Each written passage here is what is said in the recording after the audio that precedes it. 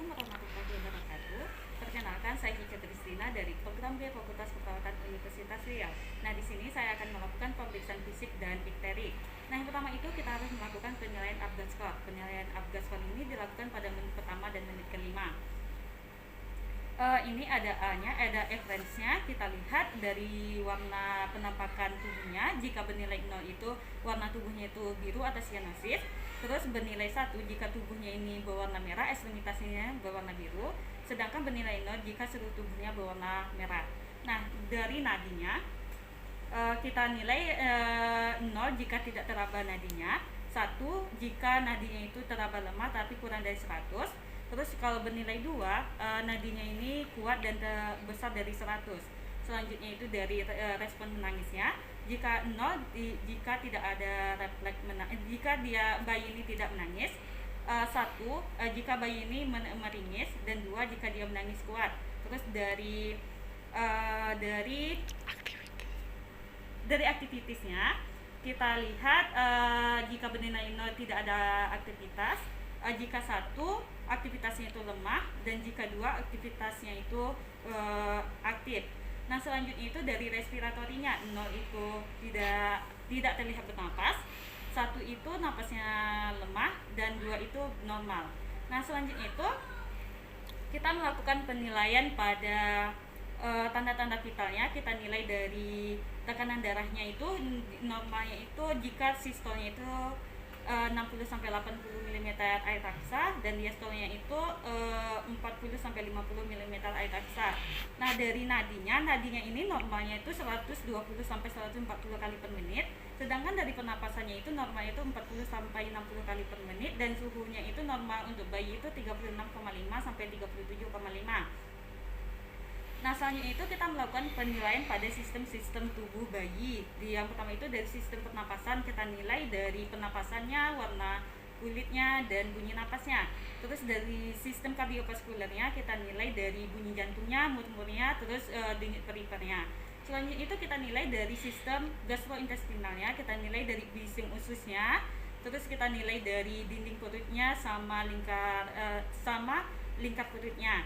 Nah, selanjutnya itu kita nilai dari sistem persarapannya, kita nilai dari tingkat kesadaran bayi, terus kita nilai dari aktivitasnya dan tonus ototnya. Nah, selanjutnya itu kita nilai dari trauma jalan lahirnya, itu ada kaput subsedenum, abisus sepahematom, dan perdarahan. Nah, selanjutnya itu kita masuk ke pemeriksaan fisik pada bayi. Itu kita mulai dari kepala, kita inspeksi dan palpasi kebersihan kulit kepalanya, terus distribusi rambutnya. Selanjutnya itu kita masuk ke mata, kita lihat apakah simetris antara kiri dan kanan, kita lihat skleranya ini atau ikterik atau tidak, terus kita lihat konjungtivanya anemis atau tidak. Nah, selanjutnya itu kita melakukan refleksnya, kita lihat refleks pupilnya, kemudian kita lihat apakah dia mengedip atau tidak.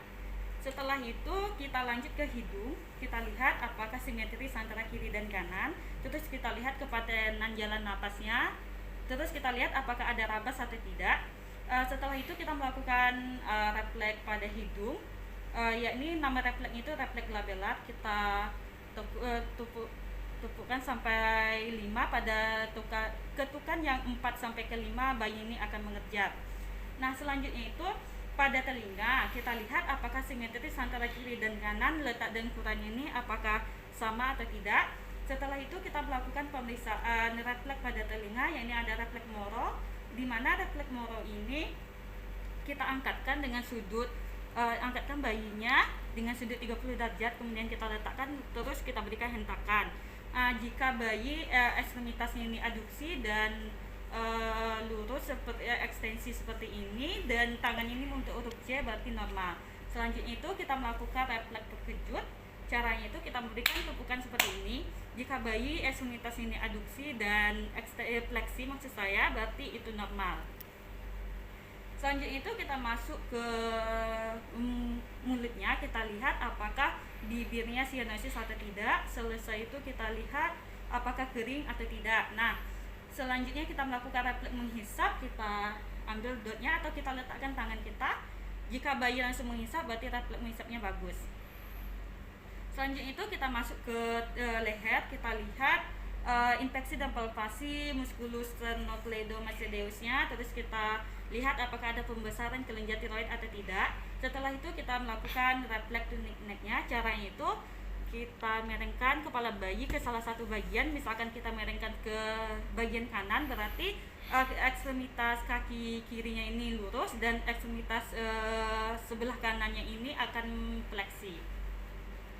Selanjutnya itu ke bagian dada, kita lihat apakah simetris antara kiri dan kanan, terus kita dengarkan bunyi jantung sama bunyi pernapasannya, terus kita infeksi dan palpasi tulang klavikulanya, terus kita infeksi dan palpasi tulang iga, puting susunya sama jaringan payudaranya.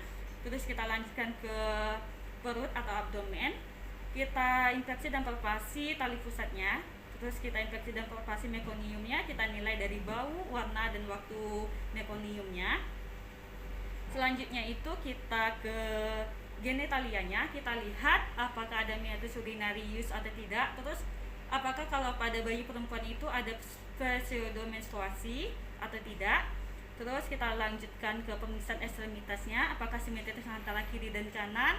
Terus kita lihat apakah ada udem atau tidak, terus ada varises atau tidak. Nah, selanjutnya itu kita melakukan refleks pada kaki, yakni ada merangkak, terus ada refleks Babinski. Nah, selanjutnya itu kita melakukan pemeriksaan ikterik. Nah, pemeriksaan ikterik ini ada penilaiannya, itu ada jika ikterik dari kepala ke leher itu kadar bilirubinnya 5-7. Selanjutnya jika ikterik sampai ke pusat berarti 7-10 nilai kadar bilirubinnya. Selanjutnya kalau ikteriknya itu sampai ke lutut, di atas lutut berarti 10-13. Kalau misalkan ikteriknya itu sampai ke batas kaki berarti 14-17.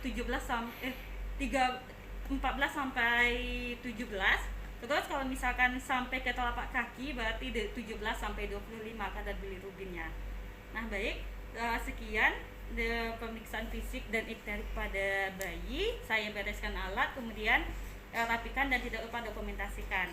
Nah, lebih dari kurang saya mohon maaf. Wabillahi taufiq wal hidayah. Assalamualaikum warahmatullahi wabarakatuh.